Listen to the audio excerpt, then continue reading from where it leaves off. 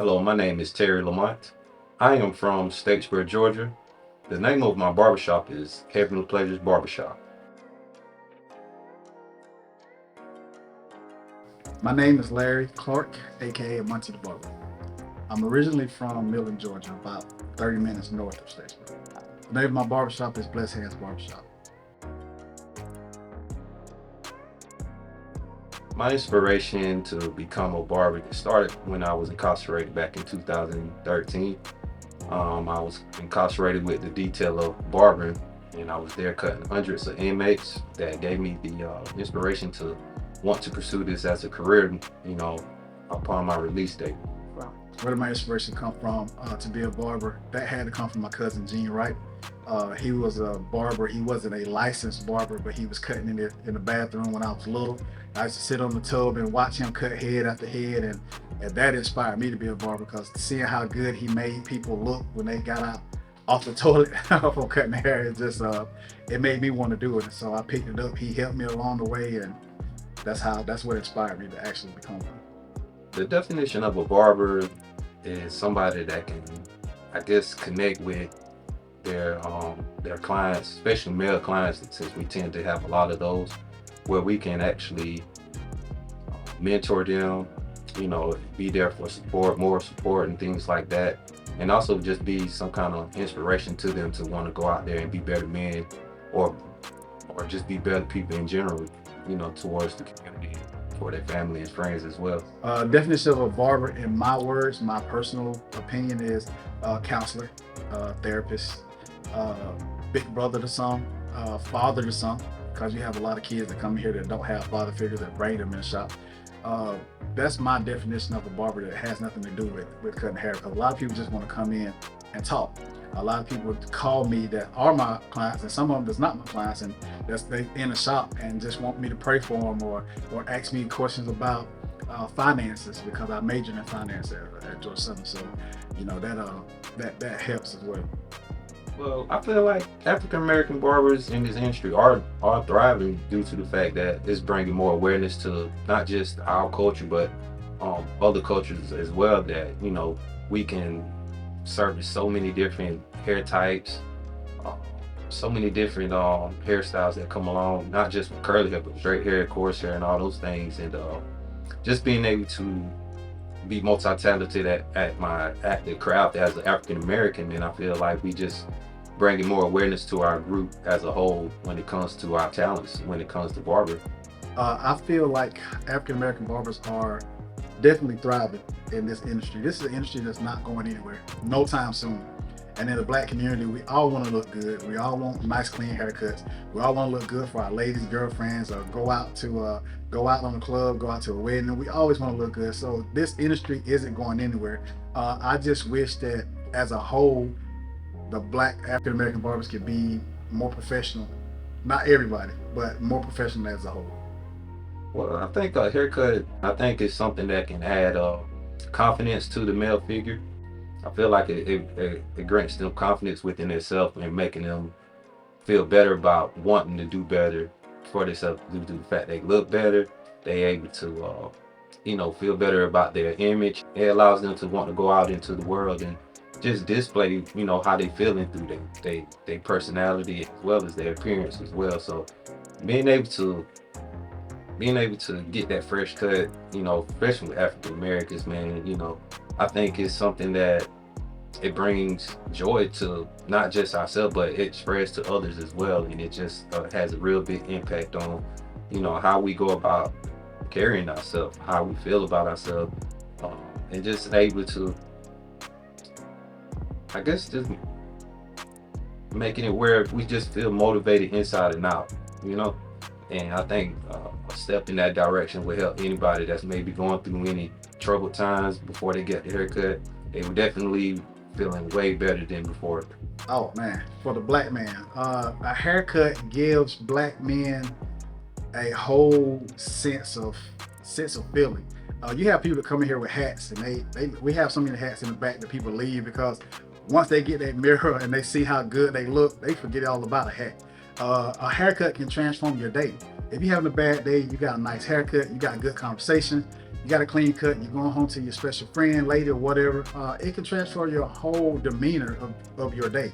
You know, so haircuts for the black man are very, very transformative. You know, your chest sticks out a little more when you walk out the shop. I mean, you know, and when that sunlight hit it, it's just a whole different ball game. You roll your windows down now. You don't want to roll your windows up. You know what I mean? So it's very transformative for the black man. I think one of the biggest things that I had to overcome as a barber, you know, as far as like a black barber at that, was getting the support from family and friends. And I say that because, people tend to want to see you do better, but not better than them. And that can come from and I learned this throughout my career. Like I learned that support don't necessarily comes from loved ones. It don't necessarily come from family members or anything like that. And it would have you questioning on why is this happening, where you can find yourself being distracted by that. And that was one of the biggest things I had to realize in my career, that I had to push through that and turn that negative into a positive. And if I just felt like if I couldn't reach or get this proper support from family members or friends, it's a million people out here that, are willing to give me a chance, able to not know me, but they able to still support me due to the fact that, they like maybe the way I cut, or they like the way I handle myself, or just what I stand for.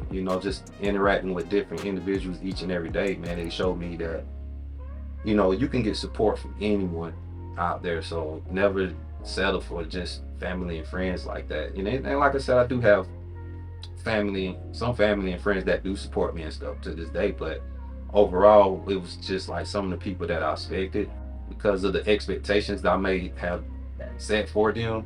It didn't always turn out that way, and it could be a little disappointing at times, but those are the things that make you stronger in this industry and keep you pushing towards better.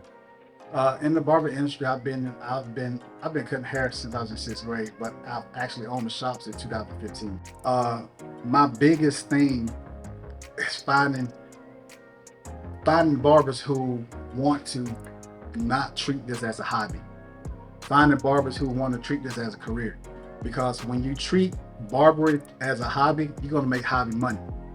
When you treat this as a career, you're going to make a substantial amount of money that you can put back and leave for your kids and build and open up your own shop. My goal is to get my barbers to be professional enough and to have all the requirements that they need to open up their own shop one day. But the main thing racially that I had to deal with, we was on campus and Georgia Southern bought the shop that we was at prior to this one. We was over there for 3 years. They told us they was gonna close down the whole plaza, which they did. I think there's only one store left over there now.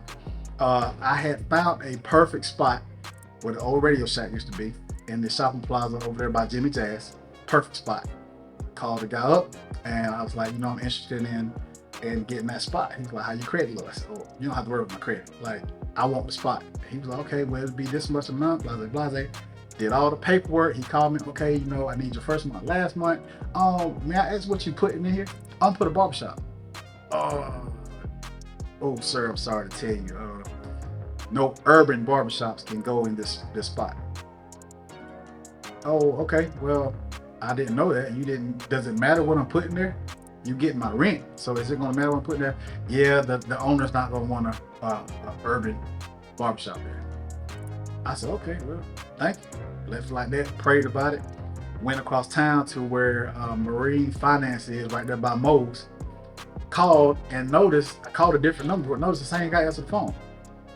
And he was like, sir, didn't I talk to you about the Radio Shack place? I was like, yes, sir. He was like, same thing over here. I said, hold on. So I called a different number. So you mean to tell me it's the same owner? He was like, no, but this owner don't want an urban barbershop here neither. I said, okay, cool. So I had one of my white friends to call the same person.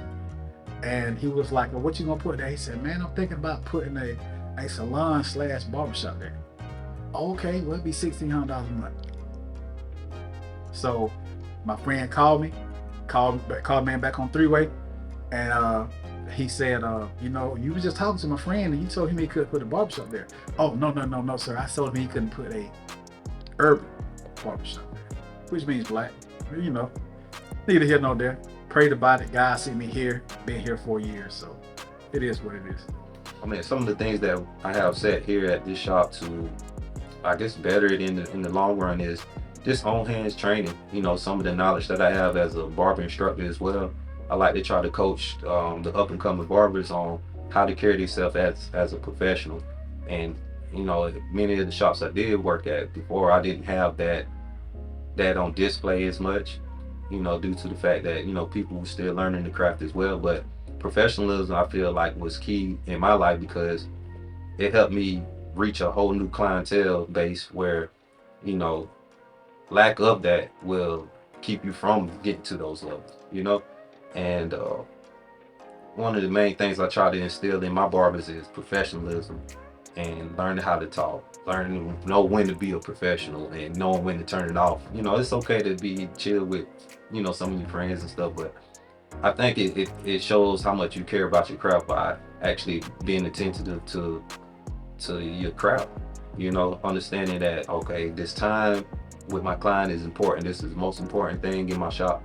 You know, this person in my chair. And that's something I try to, you know, put in people's head in the shop here, is the fact that pay attention to your client, be a professional, and actually just, you know, take care of them how you want to be treated. And I think that's some of the things that, you know, some of the barbers are picking up on a lot, where they see clientele grow and they seeing they clientele actually becoming more diverse as well due to that. Right now, I do two things. I stress tithing and financial planning for right now.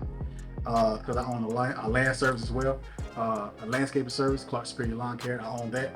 So when you make a lot of money in a day and you're not financially, you know, programmed to what to do with your money, it can cause problems. And then you could be in here raising your prices up and down just because you got stuff to pay. So my main two things right now at this time is tithing and just financial planning, period. If I had one thing to say to anybody, you know, looking to make their name into this industry of barbering, I would just tell them, just be yourself. Understand that being yourself comes with learning more things, because you always gonna grow.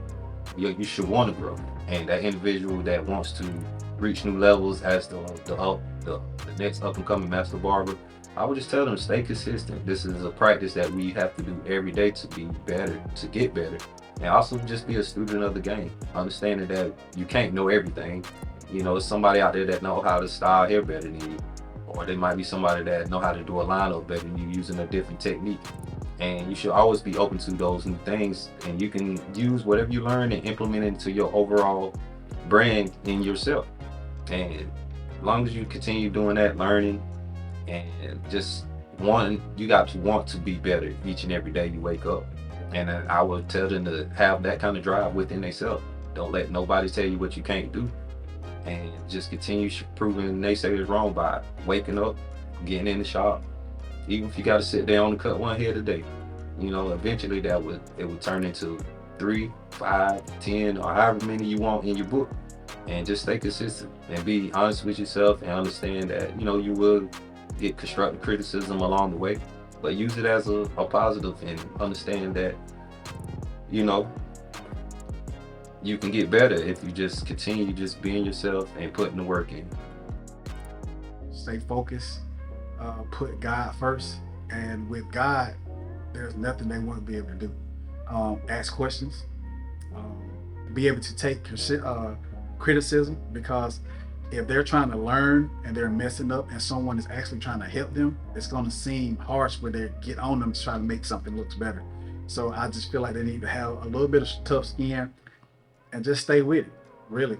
I mean, this industry is never going anywhere. Like I said before, it's never going anywhere. So if any kid want to get into it, they can go to their barbershop or someone they trust, or they can learn their own, because I have a self-made, self-taught barber here in the shop that cuts amazing, and just went off of YouTube videos and practicing on her friends. So just staying focused and staying with it.